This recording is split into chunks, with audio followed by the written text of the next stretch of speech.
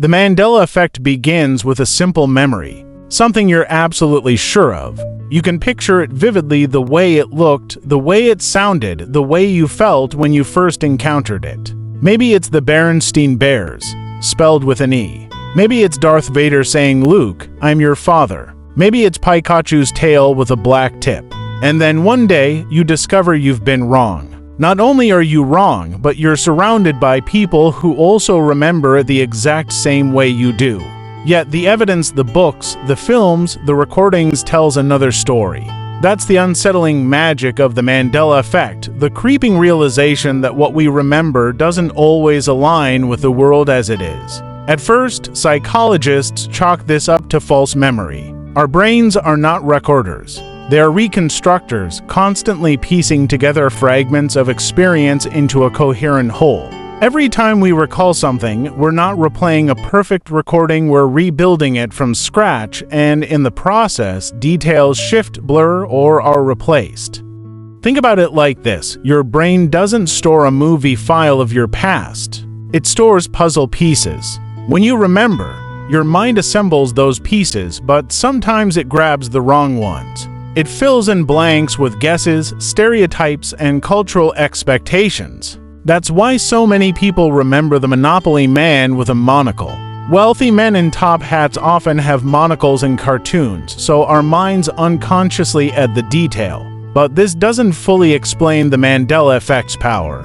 It's not just that individuals misremember, it's that groups misremember together. Thousands of people remembering the same false thing in the same way suggests something deeper: the existence of collective memory. Collective memory is the shared pool of information held by a community or culture. It's how societies build identity, pass down stories, and create meaning. But collective memory is not necessarily accurate. It's shaped by repetition, storytelling, and reinforcement. When enough people repeat the same false detail, it becomes harder to distinguish truth from myth. Over time, the myth may even become stronger than the fact. This isn't new. Human history is full of collective false memories. Medieval maps showed sea monsters no one had ever seen. Myths and folklore spread across continents long before mass communication. Whole communities believed in witches, omens, and miracles that never happened. The Mandela effect is just the modern version, amplified by the internet. Online, one person's false memory can be echoed, shared, and validated by thousands within hours. Suddenly, the wrong version feels more real than the truth. And this raises an unsettling philosophical question: if millions of people believe something that isn't fact, does it gain a kind of truth of its own? This is where the Mandela effect slides into philosophy. Our sense of reality isn't built only on facts, it's built on consensus. Money has value not because the paper itself is valuable, but because we agree it is. Laws, borders, nations, all of these are social constructs sustained by shared belief. Reality itself, at least the human version of it, is partly a story we tell each other and agree to believe. The Mandela effect exposes cracks in that shared story. It shows us how fragile consensus can be. It whispers the possibility that what we consider real may just be the version of events we've agreed upon, not necessarily the version that ever truly happened. And yet, there's something about the Mandela effect that feels more eerie than mere psychology or sociology can explain. Because when you experience it, it doesn't feel like a mistake. It feels like a memory stolen or rewritten. That's why so many turn to stranger theories. Some see the Mandela effect as evidence of the simulation hypothesis, the idea that our reality is like a computer program, and when details change, it's because the code has been rewritten. Others see it as proof of parallel universes, where multiple timelines brush against each other, leaving us with fragments from realities that no longer exist. Maybe in one universe, Mandela really did die in the 1980s. Maybe in another, Pikachu did have a black-tipped tail. Maybe our memories aren't wrong, they're echoes of places we once were.